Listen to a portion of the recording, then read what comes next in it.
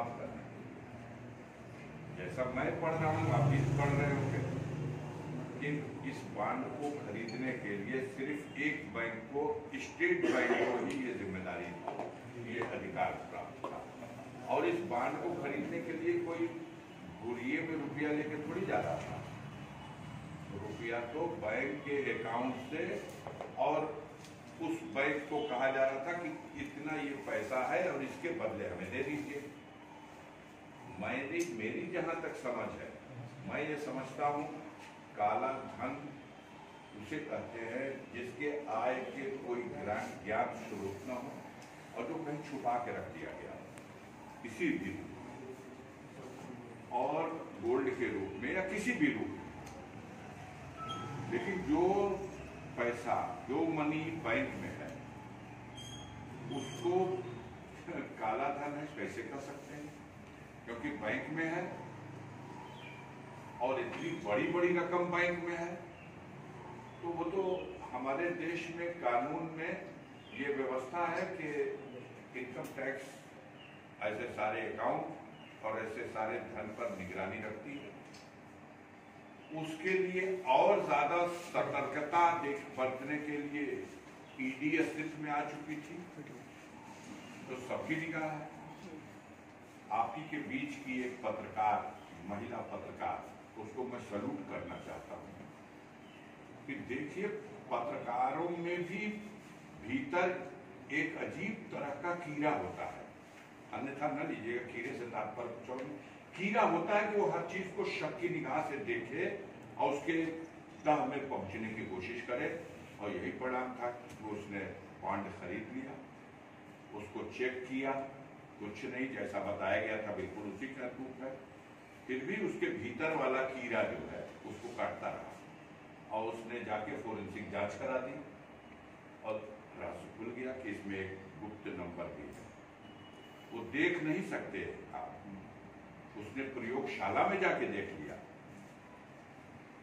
तो इसका भंडाफोड़ करने में आप ही की बिरादरी की महत्वपूर्ण भूमिका है। बाद में कानूनविद इसे न्यायालय तक ले गए और अंतोगत्वा हमारे देश के स्वतंत्र न्यायालय ने एक बार फिर आम जनता का विश्वास न्यायपालिका के प्रति और मजबूत कर दिया। जब सॉलिसिटर जनरल और सारे वकीलों और सरकार के पक्ष रखने वाले वकीलों की सारी दलीलों को खारिज करके और एसबीआई को कहा गया कि आप दीजिए इसका लेखा जोखा इलेक्शन कमीशन को, और इलेक्शन कमीशन से कहा गया कि आप लाइए, हमको दीजिए और सार्वजनिक कीजिए देश की जनता को। अच्छा लगा, सबको अच्छा लगा।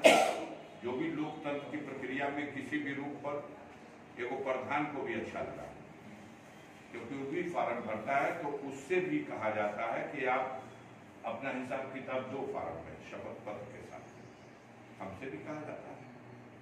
लेकिन हम बड़ी बड़ी पार्टियों को करोड़ों करोड़ों में चंदा मिल रहा, अरे अभी बात करने की लग गई है। साल भर का मुनाफा 2.5 करोड़ और चंदा दे दिया 50 करोड़। भी बात करने की बात है, खत्म हो जाएगा।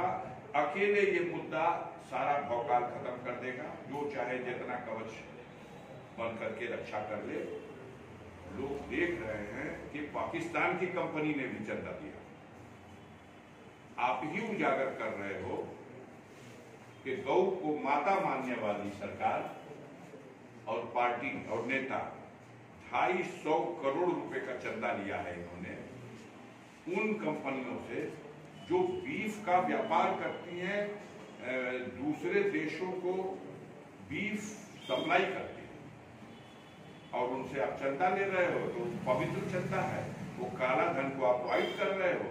यानी दुनिया का जो कुकर्म करना हो कर लो, हमको पैसा चाहिए। ये बात नहीं है घोटाले का काम, और बेनकाब हो चुके हैं लोग। रोज इनके चेहरे से परत दर परत नकाब हटता जाएगा, और आप देख लीजिएगा आने वाले दिनों में ये जो जितना सर्वे है और ओपिनियन पोल, एग्जिट पोल, कौन कौन जितना पोल है ये पोल दिखाते रह जाएंगे और जनता पोल अपना कर देगी। सांसद जी, आप अभी 2 दिन पहले जो है ईवीएम को लेकर लगातार अपने बात कर रहे थे अपने कार्यकर्ताओं से, और कल जो है मुख्य चुनाव आयोग जी ने एक शेर पढ़ा है और शेर पढ़ के ये कहा कि ईवीएम जो पूर्ण रूप से सुरक्षित है। मैं उनकी भी बात का सम्मान करता हूँ, उससे पहले माननीय सर्वोच्च न्यायालय ने जो निर्णय दे दिया है उसका भी सम्मान करता हूँ। और मैंने पब्लिक मीटिंग में भी ये बात कह दी कि अब ये विषय इस चुनाव में विवाद का बिंदु नहीं रह गया। मैं ओपिनियन लेने के लिए पूछ रहा था कि आप लोग क्या चाहते हैं। लोग हाथ उठा के कहते थे कि हम लोग बैलेट पेपर चाहते हैं। ये उनके अंदर एक शक और शंका जो बैठी हुई है उसको प्रदर्शित कर रही थी, लेकिन अंतोगत्वा न्यायपालिका से एक निर्णय आ गया। चुनाव आयोग जो व्यवस्था करेगा उसने एक फैसला दे दिया, वो इसको सुरक्षित मानता है, इसी पे चुनाव होगा। सांसद जी, लोकसभा चुनाव की उल्टी गिनती शुरू हो चुकी है। बीजेपी लगातार 405 का नारा दे रही है, आपको क्या सिनेरियो दिख रहा है? मुझे लगता है ये 400 पार वाला नारा भी बहुत पहले दिया गया था, अभी ये घोटाला कांड नहीं हुआ था। और 195 की सूची प्रकाशित हुई थी सदस्यों की।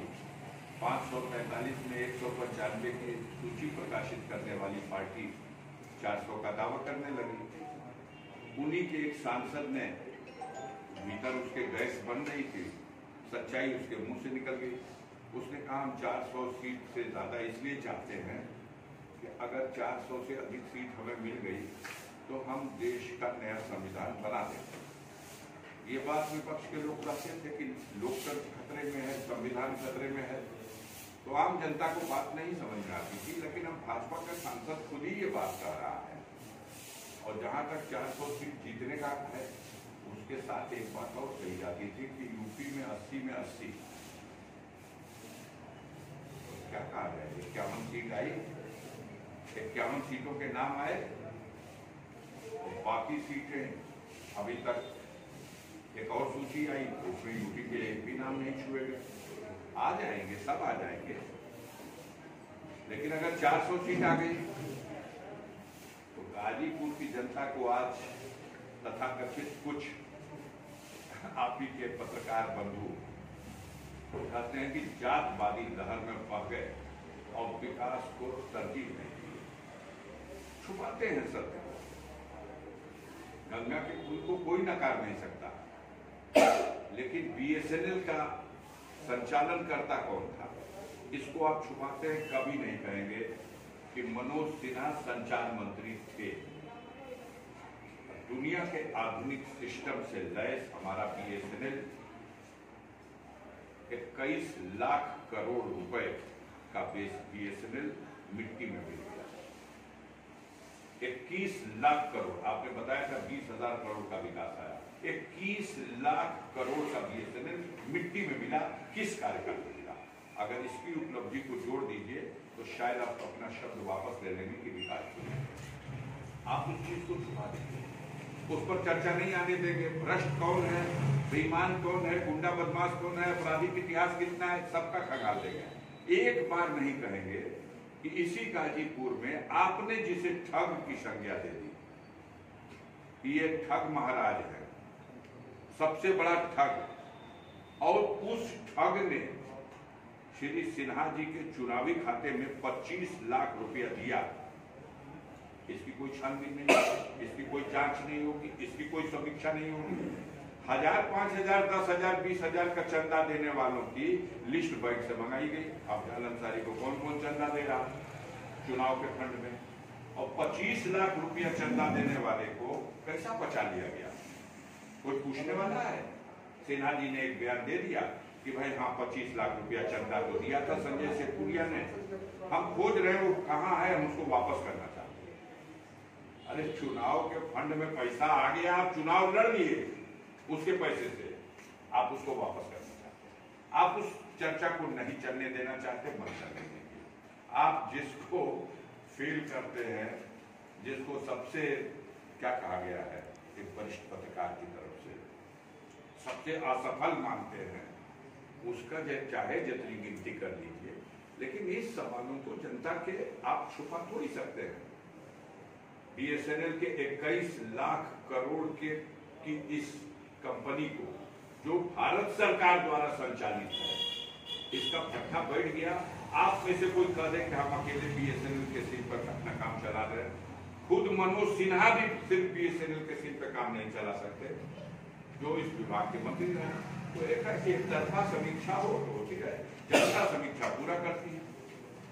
आप कहेंगे, एक बात और कह रहे पूरी, आप कहते हैं कि जातिगत समीकरण भागी पड़ता है, दूसरा करे तो जातिवादी है। आप ओम प्रकाश राजभर से जातिगत समीकरण नहीं ठीक कर रहे हैं।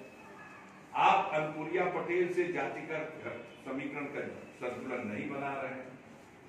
आप जयंत चौधरी जिनको कहा जाता था कि ये टोटल परिवारवादी जातवादी पार्टी है, चौधरी चरण सिंह, अजीत सिंह और फलाना, आप उनसे समझौता कर लीजिए, उनको अपने साथ जोड़ लीजिए, तो आप कहिए कि ये जातवाद नहीं है, ये परिवारवाद नहीं है। आप संजय निषाद को गोद में उठा लीजिए। संजय निषाद को कल तक कहा जाता था कि ये परिवारवादी है, जातवादी है। अपने भी लड़ा, मंत्री बना, बेटे को भी एमपी बनाया, ये जातवादी नहीं।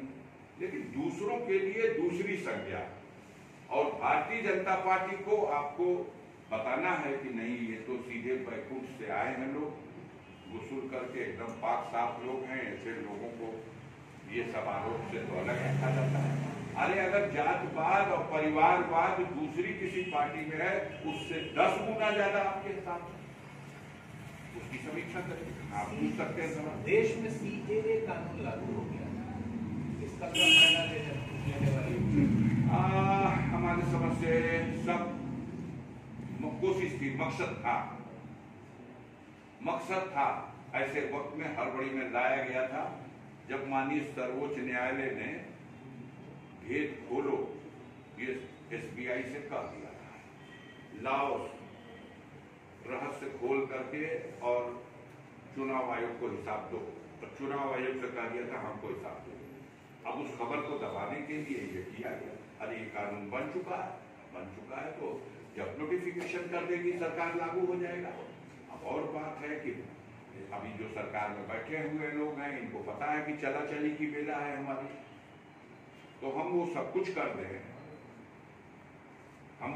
कर दें जिससे कुछ हमको मिल जाए उपलब्धि, उसका एक प्रयास। मोदी जी सार्वजनिक मंचों पर कहते हैं कि आएगा तो मोदी ही। मुझे लगता है कि आप अपने पुराने इतिहास को पढ़ लीजिए। ऐसा अनेकों बार हुआ है जो लोगों ने कहा है कि हम ही रहेंगे, लेकिन परिवर्तन संसार का एक नियम है। आज भी लंकापति रावण अपने से थोड़े स्वीकार किया था कि हमको भी कोई, वो तो त्रिलोक विजेता हो गया था, उसने तीनों लोक भी जीत लिया था, लेकिन उसका भी अंत और उसका भी तरीका तय था। जो होता है, कंस थोड़ी मानने को तैयार था कि हमारे राज्य में कोई ऐसा जन्म ले लेगा जो हमारी सत्ता का पतन कर देगा। दुनिया में जहां कहीं भी परिवर्तन हुआ है, आप देखिए कांग्रेस पार्टी कभी मानती थी, वो ये मान करके चल रही थी कि ये तो अब देश को स्वतंत्र कराने की लड़ाई हमने लड़ा है, तो सदा और सर्वदा परिवर्तन हुआ। एक सीधा सा सवाल, पिछले कई वर्षों से आपने कई राजनीतिक समस्याओं या कानूनी समस्याओं का सामना किया है, अवरोधों का सामना किया है। क्या चुनाव के वक्त भी ऐसी समस्याएं आ सकती हैं, इसकी कुछ आशंका है? अब हमको तो हर समय, हर क्षण, हर तरह के आशंकाओं से ग्रसित हूं। मेरी सुरक्षा भी एक समस्या है। मेरे साथ कोई और षड्यंत्र रचा जा रहा होगा, ये भी आशंका है। और हमें मालूम है कि हम जिन ताकतों के खिलाफ संघर्ष कर रहे हैं उनको बहुत दर्द है कि सब करने के बाद भी ये पस्त नहीं हुआ।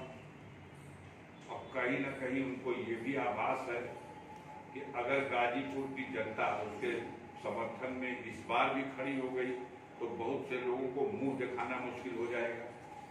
इसलिए किसी तरह की कोई भी योजना बन सकती है, खड़िया तो हो सकता है, लेकिन उस आशंका में मैं टीटी थोड़ी हूं कि पैर आसमान की तरफ उठा दूं कि ऊपर से जब आसमान गिरेगा तो मेरा पैर रोक लेगा। जब होगा जो लिखा होगा वो हो जाएगा, वो डर नहीं सकता। और जो लिखा नहीं है तो वो हो नहीं सकता। साजिश हो सकती है, मारने वालों से बढ़कर होते हैं बचाने वाले। पिछली बार आपने दावा किया था कि 2 लाख से ज्यादा मतों से जीतूंगा, इस बार क्या लगता है? हम ये सब तो कहे थे, लेकिन हमने आपसे उससे पिछली बार भी कहा था, बीच में भी कहा था कि चुनाव तो सिन्हा जी लड़ सकते हैं, बैठ के मेरे सामने गणना नहीं करा सकते। इस बार पिछली बार भी कहा था, इस बार भी कहा। लेकिन अब आप उनको ऐसा प्रस्तुत कर रहे हैं कि हम भी देखते हैं तो कंफ्यूज हो जाते हैं कि आप तो दिलो जान से चाह रहे हैं कि मनोज सिन्हा ही आके लड़े, वो टक्कर दे सकते हैं। लेकिन आपके मुंह से जो बात निकलती है, आप जैसे भी लोगों के बीच में सुनते होंगे, लगता है कि हताशा बुरी तरह से है कि अगर बहुत तोल मोल के कोई नहीं लाया जाएगा तो टिक नहीं पाएगा। ये आभास आपको या जो लोग भी चीजों को परोस रहे हैं वहां तो साफ दिख रहा है, साफ दिख रहा है। हमारी कोई उपलब्धि नहीं है, लेकिन इतना तो सत्य है, इसे मत बताइए और दिखाइए, इतना तो सत्य है कि सन 85 से तो लगातार मैं जनता के आशीर्वाद से इस राजनीति के पटल पर एक नाम है मेरा, और तमाम विभूतियां हैं। माननीय मनोज सिन्हा भी हमारे साथी, वो भी सन 84 से है सकती। सन 84 में वो पहला लोकसभा लड़े थे, अब सन 85 में हम पहला विधानसभा लड़े थे। ये क्रम चल रहा। जिले के बाहर हट के एक चुनाव वो भी लड़ चुके हैं 2009 में बलिया से, और जिले के बाहर एक सीट एक बार हम भी लड़ चुके हैं 2014 में बलिया से। बाकी सारा चुनाव वो भी यहीं लड़े, हम भी यहाँ लड़े। और जो लोग हैं राजनीतिक हस्तियों में सब लोग हैं। हम तो देख रहे हैं ये कि गाजीपुर में विकास बनाम विनाश होगा, और गाजीपुर का विकास रुक गया, और अफजाल अंसारी के पास PMGSY के अतिरिक्त कोई अपनी उपलब्धि बताने के लिए आज हमारी उपलब्धि देखने को तैयार कहाँ कौन है? सवाल एक आता है, मैं बताऊं, आप जाकर के विकास भवन से देखो, पाई बढ़ चुका है। अब जो भारत के किसी संसद सदस्य को 2019-20 में एक भी किस्त मिली तो हमको भी मिली। अब ज्ञान का भंडार आपके पास कि 2020-21 में भारत के किसी संसद सदस्य को सांसद निधि में 5 रुपया मिला ही नहीं है। तो आपको सिर्फ अफजाल अंसारी को देखना है कि संसद निधि नहीं आए। लेकिन अगर भारत के किसी संसद सदस्य को नहीं मिली, रोक दी गई अपील करके राष्ट्रपति की ओर से, लोकसभा स्पीकर, प्रधानमंत्री की कोरोना काल में तनख्वाह काट दी गई, 1/3 तनख्वाह की कटौती करके दी गई, भत्ता की कटौती करके दी गई। तो जब पूरी जानकारी नहीं है, आया है सांसद विकास निधि खाते में 10 करोड़ 70-75 लाख समथिंग। मैं समझता हूं कि पूरा का पूरा पैसा यूटिलाइज है। आप मत दिखाइएगा कि अफजाल अंसारी ने भारत सरकार की वो पेरियोड योजना जिसमें घर जल और घर नल, इसको बढ़ावा देने के लिए हैंडपंप की स्कीम पर रोक लगा दी, और हैंडपंप के लिए 1 पैसे का बजट 5 साल में नहीं आया। लेकिन अफजाल अंसारी ने इस जनता की इस मूलभूत समस्या को दृष्टि में रखकर गाजीपुर में सांसद विकास निधि से बजट देकर के 50 हैंडपंप, 100 हैंडपंप, 100 हैंडपंप, 100 हैंडपंप ये लगवाया गया। आप दिखा दीजिए कि हर घर से हर नल को पानी, हर नल से हर घर को पानी मिल गया। मैं दावे के साथ सारे प्रेस के लोगों से कहता हूं 5 गांव गाजीपुर में हमको बता दो, एक 5 गांव सेचुरेट हो गया है, इसके हर घर में नल का पानी है। और मैं दावे से कहता हूं कि 90% गाजीपुर का गांव में रहने वाला इंसान आज भी उसी चापाकल के पानी से पानी पी रहा। मतलब आपका कहना है कि अधिकारियों की जो रिपोर्ट है वो गलत है? हमारा कहना है कि भारत सरकार की भी रिपोर्ट है तो गलत है, अधिकारी तो भारत सरकार का चपरासी है, सब गलत है। 5 गांव आप बताइए, हम आए और जिसको चाहिए लेके चलिए, आपको चुनौती है, आपको चुनौती है। गाजीपुर जनपद का 5 गांव दिखा दिए जिसके हर घर में नल हो, सेचुरेट वही माना जाता है। सारी सड़कों को खोद के फेंक दिया, किसी गांव में सीसी सड़क रही, खरंजा रहा, इंटरलॉकिंग रही, सब बर्बाद। अब एक गांव से दूसरे गांव के लिए जो सड़कें हैं उनको खदा जा रहा, जो पाइप लगाया निहायत घटिया किस्म का। ये पूरी तरह ये योजना विफल है, विफल है, विफल है। इसका चौथाई पैसा खर्च करके भारत के नागरिक के हर नागरिक के घर में एक चापाकल लगाया जा सकता था। इसमें ठेकेदारों को जितना फायदा हो गया, ये योजना विफल है। और मेरा दावा है कि आप सबकी भी कलम एक दिन लिखेगी कि ये योजना विफल है। चापाकल नहीं रहेगा तो लोग मर जाएंगे। 2024 इलेक्शन कमीशन ने यूपी, उत्तराखंड, बिहार, गुजरात यहाँ के गृह सचिव और बंगाल के डीजीपी को हटाने के निर्देश दिए हैं। इस सब पे क्या टिप्पणी किया जाए? देखिए, इस समय निर्वाचन आयोग और निर्वाचन आयोग पूरी तरह से सक्षम है।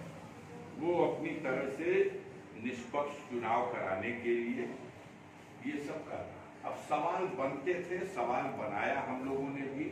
आखिर बताइए, 15 फरवरी को पांडे जी तो रिटायर हो गए, लेकिन उसके बाद गोयल साहब ने 9 मार्च को त्यागपत्र दे दिया और 15 मार्च को देश के प्रधानमंत्री ने दोनों की नई नियुक्ति कर दी। अब कहां सवाल है? चुनाव डिक्लेयर कर दिया 16 तारीख को, अब चुनाव डिक्लेयर हो गया तो चुनाव लड़ा जाए। अब उन खामियों पर चुनाव बाद अभी इनकी चुनाव आयोग ने, इन्हीं आयुक्तों ने गृह सचिव और डीजीपी 4 से 5 स्टेट के बदलने का निर्देश दिया। अब हो सकता है दिया होगा। अभी आयोग बहुत जरूरी है निष्पक्ष चुनाव कराया जाना, और खुद से समीक्षा कर लेंगे तो बहुत अच्छी बात है। और नहीं, जहां भी निर्वाचन में लगाए गए अधिकारी हैं उनमें जहां कहीं पक्षपात है, अगर लोकतंत्र की व्यवस्था में विश्वास है तो उन्हें स्वयं से हटा देना चाहिए। और नहीं हटाएंगे तो जहां हम लोग की भी निगाह में ऐसे लोग हैं तो हम लोग भी चुनाव आयोग के सामने कुछ तथ्य है रखेंगे, जिन तथ्यों के आधार पर ये प्रक्रिया तो अभी चलती रहेगी। अभी तो स्टेट लेवल पर निर्णय लिए गए, फिर चरण वाइज जहां जहां के हैं वहां का निर्णय लिया जाएगा। हाँ, आप संतुष्ट हैं गाजीपुर के सारी व्यवस्था चाक चौबंद निष्पक्ष चुनाव की होगी?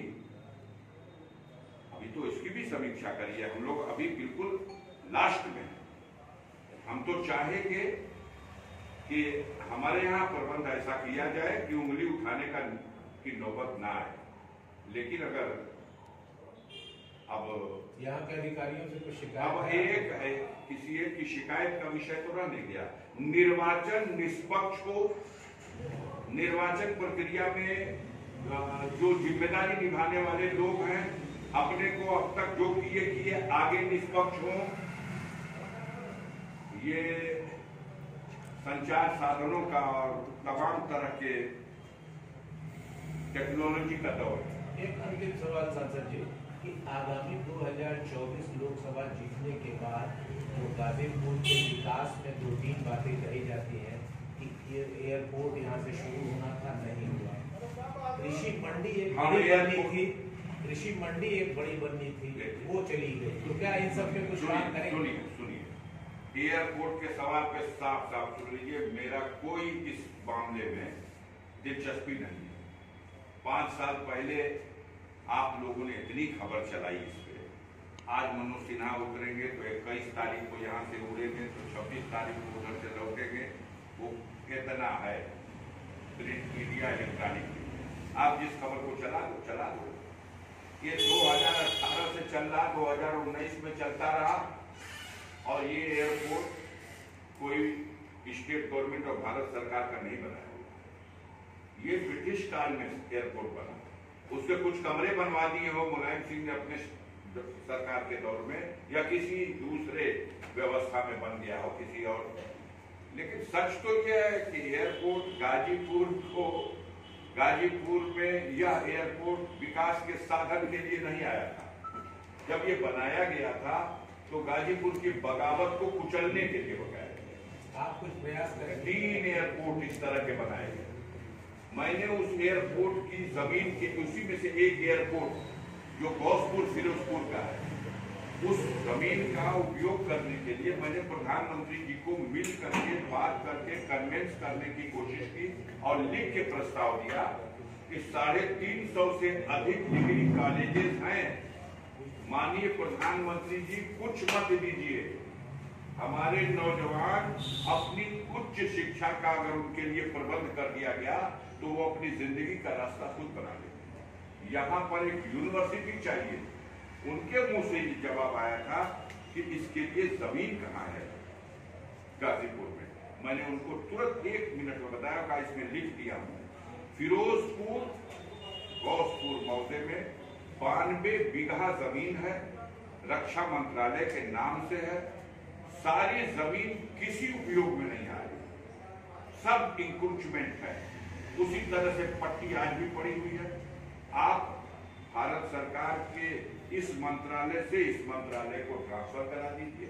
गाजीपुर में हवाई पट्टी हवाई अड्डे के लिए ऑलरेडी अलाउ मौजूद है, वहां से सिर्फ 12 किलोमीटर की दूरी पे है, तो उसका कोई उपयोग नहीं है। उसको उपयोग में ले लिए तो जो बॉडी लैंग्वेज थी, हमें लगा कि उनको ये बात स्ट्राइक कर रही है कि 12 किलोमीटर के हवाई पट्टी के नाम की ये जमीन इस काम में जो बात थोड़ा लगा उनको, लेकिन अमल में तो नहीं हो सका। अब मैं फेलियर तो हूं, लेकिन मैं प्रस्ताव ही दे सकता हूं। अगर काश मैं जहाजरानी मंत्री होता तो मैं हवाई पट्टी को ट्रांसफर कर देता। मैं मानव संसाधन मंत्री होता तो यहाँ पर एक यूनिवर्सिटी की स्थापना कर देता। तो हमारी समीक्षा करने से पहले ये विचार भी करिए कि मैं प्रस्तावक हो सकता हूँ, मैं सिर्फ प्रस्तावक हो सकता हूँ और मैं निर्णय नहीं ले सकता। मैं अगर BSNL का इंचार्ज होता तो कभी ये निर्णय नहीं लेता कि BSNL जहन्नुम में चला जाए और जियो आकाश की बुलंदियों पे। मैं चुल्लू भर पानी में डूब के मर जाता उस दिन, जिसकी जिम्मेदारी मेरे पर है, और वो जमीन में धंस जाए। लेकिन उसको जमीन में धंसाने के बाद भी कुछ लोग विकास पुरुष कहे जाएंगे और दूसरे को असफल कहा जाएगा। बहरहाल हम अपने इस तरह के आलोचनाओं को, आलोचना करने वालों का स्वागत करता हूँ, सम्मान करता हूँ, सलाम करता हूँ। उसमें कुछ कमी होगी तो उसको ठीक करने की कोशिश करता हूँ। एक सवाल हो, बताओ सभा प्रत्याशी, समाजवादी पार्टी यूपी में कितनी लोकसभा सीटें गेन कर रही है? इतने बड़े सवाल अगर आप हमारे राष्ट्रीय नेतृत्व से करते, आपको राजनीति का बड़ा अच्छा अनुभव है और आप हमेशा गेस करते रहे। दायरा सिमट जाता है। और पूर्वांचल में मैं जहां तक देख पा रहा हूं, पिछले स्कोर से बेहतर स्कोर होता है। अभी सूची आ जाती हो सकता है मेरी बात से कोई ऐसी चीज निकल जाए कि कोई अपनी बड़ी गलती में सुधार कर दे। मैं चाहता हूं कि इन लोगों का ये अहंकार बना रहे, नाम लाएं। लोग पहले तो 400 सीट जीत रहे हैं, तो नाम तो लाएं। तय नहीं कि कौन लड़ेगा। जिसको तय किया उत्तर प्रदेश में भी एक है जिसने वापस कर दिया कि अब नहीं लड़ेंगे, और 80 सीट आप जीत रहे हैं। घबराहट है, परेशानी है, डिप्रेशन है, ज्यादा बुखार चढ़ जाता है तो कभी कभी ज्यादा बोलने लगता है बच्चा, तो ऐसे लगता है जैसे कि कुछ ज्यादा इन लोगों के ऊपर खौफ है कि जनता परिवर्तन करने वाली है। 4-5 चीजें जनता के अंदर बिल्कुल घुस गई है और ये बरकरार रह गया तो पतन निश्चित है। पुराने साथी बसपा, रालोद ये सब इस बार नहीं है। पूर्वांचल में ओम प्रकाश आप इतने सीनियर और इतने जानकार, हम आपकी जानकारी और आपके कायल, लेकिन आप इतिहास अधूरा क्यों पढ़ते हैं? आपके जैसे लोग आप इतिहास 2004 से क्यों नहीं पढ़ते? आप इतिहास 2019 से पढ़ते हैं। इतिहास पढ़ना है तो 2004 का पढ़ लीजिए। भारतीय जनता पार्टी चुनाव लड़ी थी, मनोज सिन्हा चेहरा थे उनके कैंडिडेट थे। बहुजन समाज पार्टी चुनाव लड़ी थी और उमा शंकर कुशवाहा उनके कैंडिडेट थे। अफजाल अंसारी भी चुनाव लड़ा था और मैं समाजवादी पार्टी का कैंडिडेट था। कुछ याद है क्या रिजल्ट था? कौन था 14वीं लोकसभा में?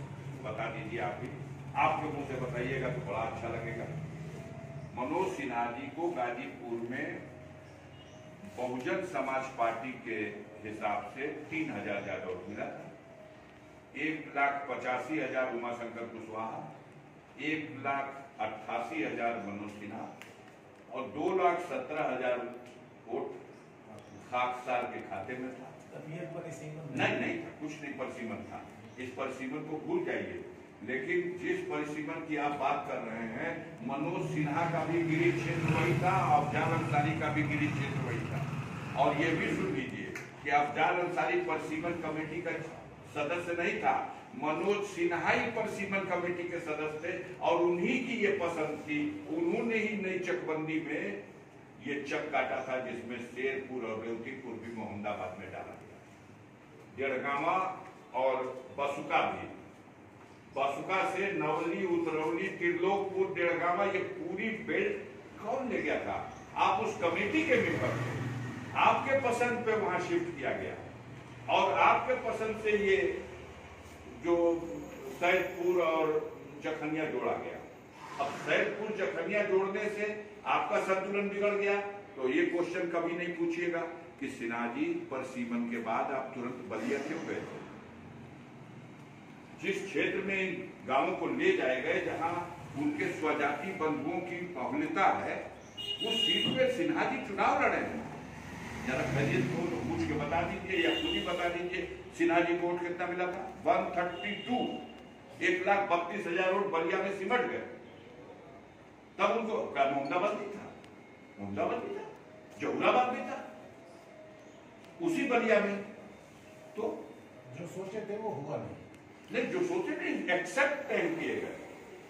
अरे भाई ऐसे तैसे थोड़ी हार गए। 6,000 या 7,000 के अंतर से जमानत बच गई थी। 2009 के उसी मनोज सिन्हा की बात कर रहे हैं जिसे आपने विकास पुरुष स्थापित कर दिया। तो 2014 में जीत गए गाजीपुर से। अच्छा, का जीते उसी में समीक्षा कर दीजिए, का जीत लिए 2014 में। पहले तो ये बता दीजिए वोट कितना पाए। आप बताएंगे नहीं, हम बताएंगे 3,06,000।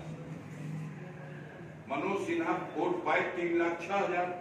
बहुजन समाज पार्टी का कैंडिडेट पाया 2,42,000 और समाजवादी पार्टी का कैंडिडेट पाया 2,74,000। और श्री अरुण सिंह भी चुनाव लड़ गए थे, ये भी लगभग 30,000। और श्री डीपी यादव भी चुनाव लड़े थे, वो भी लगभग 70,000।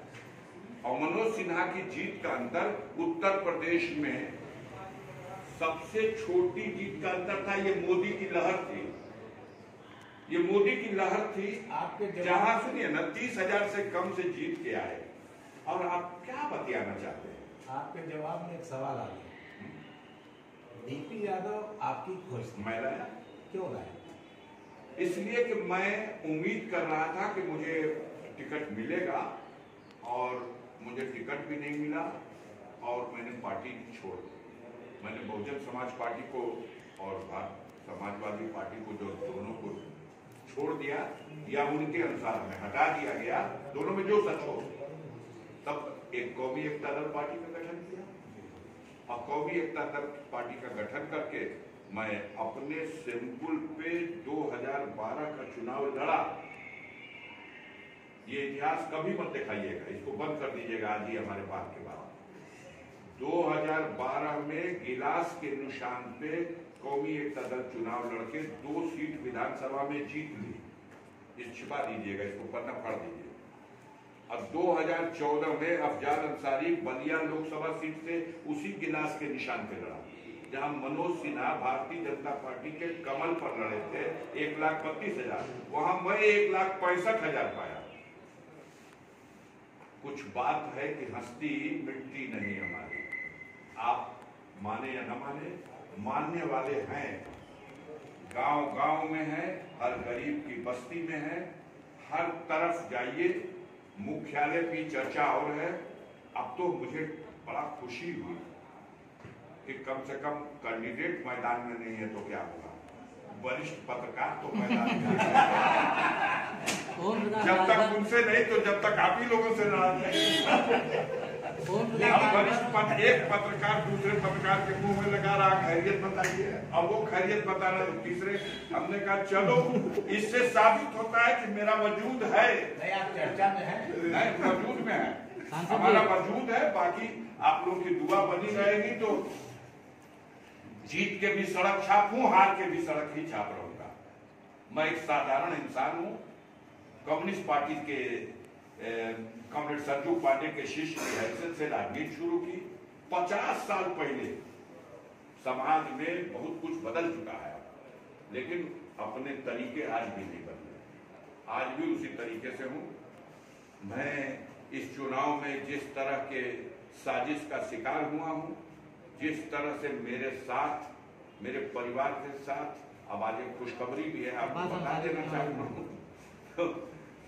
कल तक मंच पे मैंने बोला है कि मेरी बहू को जेल में डाला गया, मेरा भाई जेल में है, मेरा बेटा जेल में है, लेकिन आज एक खुशखबरी आई कि माननीय सर्वोच्च न्यायालय ने अब्बास अंसारी विधायक मौत की, जो सबसे बड़ा केस इन लोगों ने उसके ऊपर बनाया था, अंधेर कर दिया था। एक गोल्ड मेडलिस्ट को, जो पूरे भारत में 2 बार गोल्ड मेडल चैंपियनशिप जीत गया निशानेबाजी में, उसको लाइसेंस बनाने में पता कैसे गलत लिखा गया। जो वर्ल्ड कप में भारत की टीम गई उसका मेंबर था, उस नौजवान को, जिसका एक भविष्य था, जिसके खिलाफ कोई मामला नहीं था, चुनाव के दौरान विधानसभा का चुनाव लड़ रहा था। योगी जी सर नीचे पैर ऊपर कर दिए थे कि जीतने न पाए, जीत गया, जीत गया। कहां कहां समझौता होता है, सोचिए। अब्बास के पास निशान क्या था? वही टेढ़ी वाली छड़ी जो आज भाजपा के साथ। ओपी राजभर। अब सोचिए कि आज वो छड़ी किसके गर्दन में लटकी हुई है। ओपी जरा राजभर सोचिए, जरा इसी पे विचार करिए कि आखिर सर्वशक्तिमान महाबली लोगों को उस छड़ी की क्या जरूरत पड़ गई, उसको भी गले में लटका लिया। एक बार वो आपके साथ भी रहे। आज मुख्यमंत्री से मिलने अपने बेटे के साथ और गाजीपुर सीट पे बोलने की चर्चा हुई है, तो क्या लगता है वो भी आ सकते हैं, उनका बेटा आ सकता है? मैं कुछ नहीं, मैं तो ये मान रहा हूँ कि लोकतंत्र है, कोई न कोई तो आएगा, चुनाव तो होगा ही। हमको समाजवादी पार्टी ने डिक्लेयर किया है, हमको गाजीपुर की जनता तैयार है हमारे लाइसेंस का रिन्यूअल करने के लिए। तो हम तो जनता के दरबार में हाजिर हैं और अपनी टूटी फूटी जो चीजें हैं वो उनके सामने रख दे रहे हैं। अब फैसला तो उन्हीं को करना है। आप आज वोटर लिस्ट बना नहीं देंगे, आज किस कास्ट की कितनी आबादी है, बातचीत में खुद कम बेशी करके गिना दें, और बात है अपनी बात ऊपर करने के लिए। लेकिन जो धरातल की सच्चाई है, 3600 जात में एक भी जात बाकी नहीं है जो अफजाल अंसारी को वोट न करे। सांसद जी सिन्हा भी लड़ते थे तो भी अफजाल अंसारी को भूमिहार भी बड़ी संख्या में वोट करता था। उतना ज्यादा नहीं, लेकिन एक गांव भी बाकी नहीं है जहां हमारे लिए भी एजेंट न खड़ा हो और उनसे मुठभेड़ न ले और गरीबों को वोट दिलाने में मेरी मदद करे। वो ब्राह्मण हो, भूमिहार हो, राजपूत हो, हर समाज के लोगों का। अब राजपूत हमको वोट दिए थे जो, तो कह दिया गया था कि हमारे ऊपर नहीं, तो योगी के ऊपर टीका टिप्पणी कर दी गई थी कि अंदर से योगी जी ठीक नहीं थे, इसलिए राजपूतों का वोट गड़बड़ा गया था। अभी भी ये सब चल रहा है। अब उसका हम क्या चर्चा करें? मतलब आप अपनी बात पर कायम रहेंगे पिछली कि कोई आए आपके सामने काउंटिंग में आपके सामने नहीं रहेगा। अब आप कहाँ की बात ले आ रहे हैं? हम कोई जादू थोड़ी मार देंगे। होता ये है, सिन्हा जी की ये कमजोरी है, वो जब पावर में रहते हैं तो छाती पे बैठ जाएंगे, और जब हल्के हो जाते हैं तो सरस शकल सूरत भी नहीं। बात समझ में आई? इसको माना जाए कि आप ललकार रहे सातों सिटिया पे आकर के अभी कौनो डी बाबा बचल होगा कि कौनो काली माई बचल होगी, बता दे जरा चौक पे ना जाके पिंडी पड़ रहे होगा कि ए देवी माई कल्याण हो जाओ। सातों सिटिया हम टिकट दिया उन्होंने, गाजीपुर का टिकट उन्होंने दिलाया, सातों टिकट उनका था, और सातों क्षेत्र में जाके और कोशिश भी किया, ताकत भी लगाया, अपने तो अपने देवी देवताओं से भी पैरवी किया कि हमारी बड़ी हिनके जितावे, और बाहर गाजीपुर के देवी, बाहर गाजीपुर के देवता लोग खारिज कर दिए उनका एप्लीकेशन। और साथ की सातों, अरे दूसरा होता यार तो कबो टिकटें नहीं मांगता, अब कबो कोई दूसरे के लिए पैरवी नहीं करता, पानी अंदर मरा है। आप दिखा रहे हो कि अभिनव, उस नौजवान के लिए मैं क्या कहूं कि वो 2-2.5 साल से बहुत चपे हुए, जरूर चपे होंगे, आपके साथ काफी पी रहे होंगे, बड़े लोगों के बीच में बैठ करके गलचौरन कर रहे होंगे। जनता में, समाज में, झोपड़ियों में, खेतों में, खलिहानों में कहीं दिखाई हो तो बता दीजिए। हाँ, ये है कि पुरानी हवेली पे उसको नया स्वरूप दे दिया गया, बड़े बड़े यज्ञ करा दिए गए, और पता नहीं कहाँ है, कौन देवता कहते हैं शंभू जी, हमको तो नहीं मालूम। चलिए, बहुत कुछ अभी उनके लिए मैं बोलना उचित नहीं समझता। नौजवान है, बच्चा है, और अच्छा बैकग्राउंड है, और आपसे सलाम दुआ भी है। हाँ बिल्कुल, सलाम दुआ। एक बार झलक सामने देखा, हमने वही कहा कि जिसको इंट्रोड्यूस कराना था आपने इंट्रोड्यूस करा दिया, और आपने अपने मुंह से ये बात एक दिन कह दिया, तो मैंने इसमें भी देख के मुझे संतोष हो गया। जब आपने कहा 2-2.5 साल से वो सक्रिय है, तो हम समझ गए कि ये आपकी भूमिका रहती है बच्चों पर पहुंचाने में। काफी पीते हैं सर।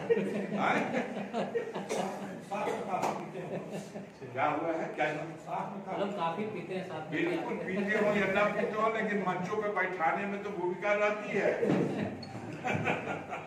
खुद कह रहे हैं कि 2.5 साल से चल रहे हैं। नहीं, उन्होंने किसी से मैं यही ले रहे थे, तो उन्होंने कहा कि काफी सालों से 2.5 साल से। अध्यक्ष जी